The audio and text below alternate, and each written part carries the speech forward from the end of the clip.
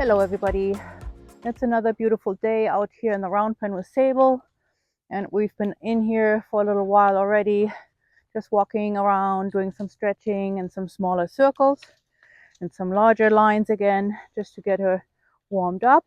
And as you may have seen in some of my previous videos, the goal of this round pen or this long lining session with Sable is each time to teach her to stretch and walk and trot, and hopefully at some point in canter, and to learn how to relax her whole body while she's starting to understand that she can actually move pain-free and without too much tension, and with a nice sense of balance eventually as her strength grows. And the long lining is such a super good tool because I don't have to be on her, and I've said this before but I will say it again. The long lining mimics the riding a little bit from the ground, because I have both reins and I can do the same invitations. I can extend the same invitations to the horse to stretch forward, downward, and then also eventually to come back up into the working frame, and all the way, later on in the different stage, we can even do some collection. But right now, my goal is for her to stretch, to release in the jaw whenever she can, and then stretch forward, downward, and the head always comes up and down a little bit. That has to do with the amount of strength each horse has, and you can't, make him walk all the time with the nose down to the ground. That's just, physiological, I want to say almost impossible, at least in the early stages of their training. And so right now, I just want her to, get these good stretches in, and then we're going to go into a little bit of trot work. And you may see me sometimes occasionally, flick my whip, and I did that just now to demonstrate it a little bit. And that is when sometimes I feel that she's not paying attention enough to me. And trot, saw, and walk. So you see how the energy is there. I don't want to punish that. That wasn't over the top. That was just a little bit that way. But what I meant to say is, if I use my whip a little bit, it is when I feel that she's not engaging her hind end enough. And sometimes it's for attention, and sometimes it's for her to, improve a little bit of the amount of effort she puts into a certain body part, mostly her hind end. So, and we're going to do it again. Okay, one more scratch. Okay, that's it. Come, and trot. Good, easy, easy, jaws, good. 2 rounds of trot. Good, good, good. And I'm also using the outside rein at times, come, to keep her from drifting inward into the circle, right? So here, now I'm going to take her one more round. Good, good, and trot. And I'm going to go back to walk here, and walk, saw. Because you can see how there's that behavioral pattern that we have on the saddle and on the lunge line and everywhere. It's like she goes sucking back a little bit, shorter strides. When you're in the saddle, feels like she wants to stop. And so it's this back and forth between hot and cold, smaller steps and then rushing. And I'm going to go into a little bit of one more time into a different setting here with her. I'm just going to keep her in the trot for a little bit longer. Now, come, good girl. And what I'm doing also at the same time is I'm going to flex her to the inside for a few steps, and then to the outside. And so she has to think a little bit differently than as if it's just round and round. And it actually, come, so it's good. You see there's the surge. There's a little bit more of the surge. And here's where she's going to get slower. Good, good. And then we're going to inhibit a little bit, if we can. I'm just going to stay in the trot right now, even if she can't just a little bit. With my body language, I'm going to inhibit a little bit where she tries to run, and then where she wants to go a little slower, I just give it a little bit more energy from just projecting. And again, also my body language. And this is actually not bad right now. So first I'm breaking things down into smaller steps, and then I'm going to give her an opportunity to work it out within the trot. And you can see how she goes in and out of stretching, which is such a good sign. Love that. There you go. Good girl.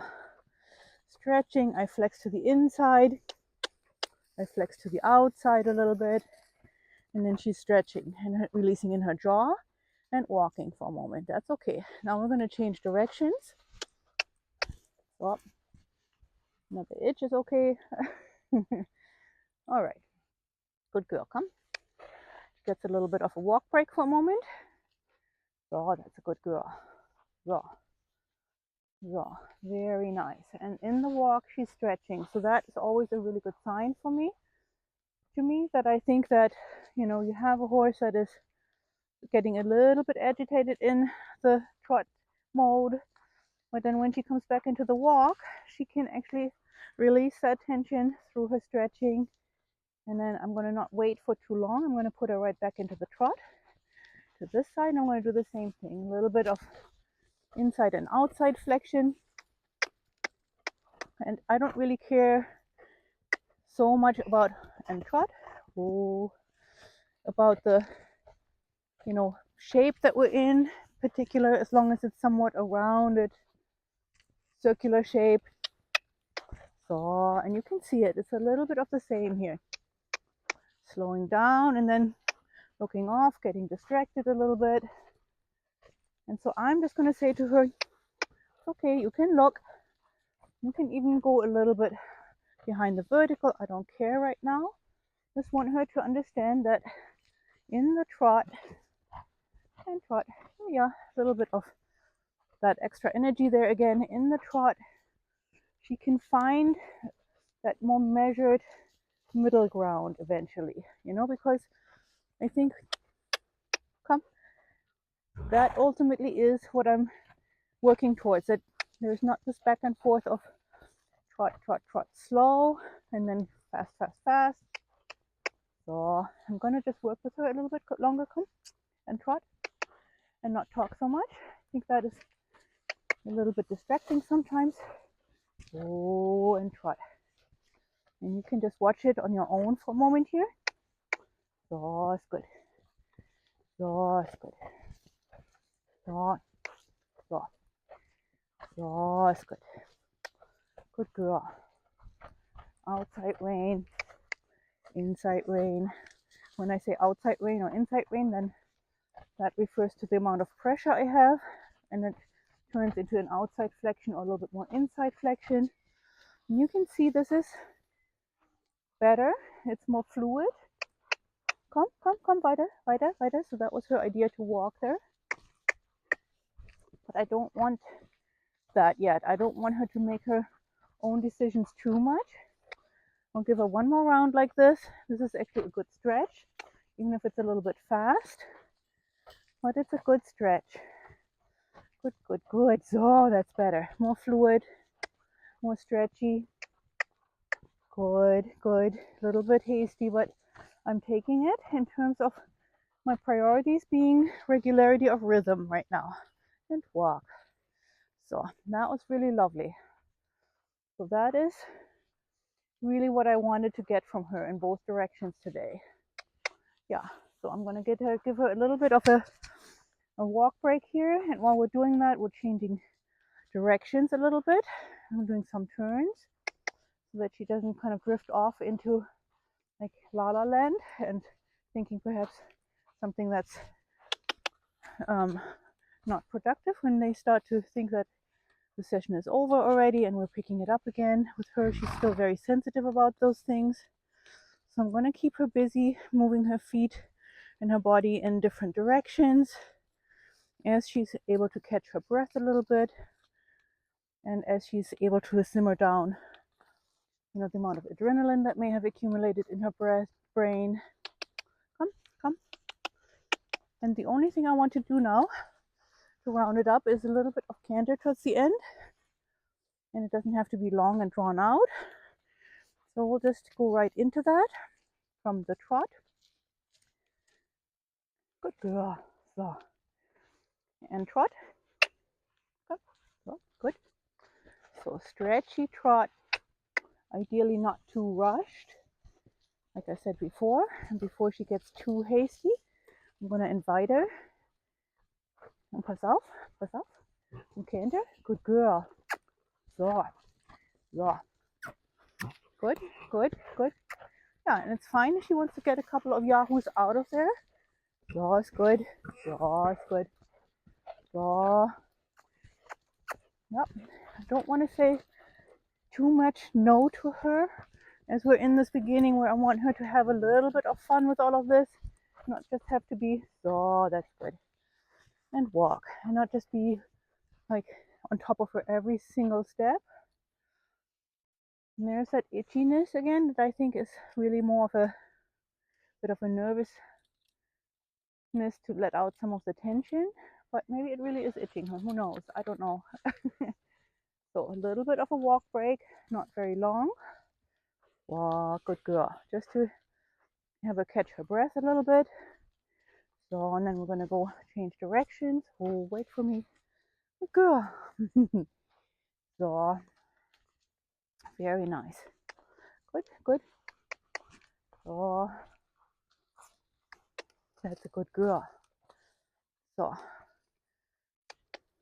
and what I notice, which is a good sign in my book, is that as we're doing these little bit more aerobic exercises, and as I'm trying to untangle myself here, there is very, very little sweat on her neck today, and it's a kind of reasonably warm, not too cold, not too warm day. But neck sweat often is a sign of nervousness and agitation, and I don't see that. I see her sweating a little bit around her flanks and her chest area, and that is where I want her to engage and to have, you know, that water that needs to come out from the heat that she produces. That's perfectly fine. So now we're gonna go again a little bit of trot. Come and trot, trot, Sable, come. So, oh, it's good. So it's good. So it's fine. So, und pass auf, and canter. Good, good, good. Oh, good, good, good. Like I said, it's fine for her to have a little bit of those elevated canter strides going, as long as it's not out of control. Good, good. I would like to have one round without that. We'll see if we can get that. Come, good, good girl. So, and trot, and walk, walk, good girl. Hello. So, and walk. Very nice girl. So that is the main part of the working phase today that I wanted you to see, and I'm just now going to cool her off and walk her off on the long rein for about 5 or 10 minutes. But I hope this was helpful and useful for anybody who's doing this kind of work or who is interested in long lining and, you know, managing a sensitive horse. I love this kind of work, and, you know, if you attempt doing it by yourself, I would say definitely have somebody else who knows what they're doing teach you. It looks deceivingly easy and it isn't. It is an extremely useful tool when you get the hang of it. So anybody who has a chance to learn it, great, do it. But all within safety and good measures and good, you know, a good understanding of what is safe and what isn't. And she's almost done here. I'm gonna just ask her to back up a little bit. Back up, come on. Back up, back up, back up. Good. And this is again and forward. This is more of an obedience situation that I'm a little obedience test that I have with most horses at the end of their session. See if they trust me enough to back up while I stand behind them. But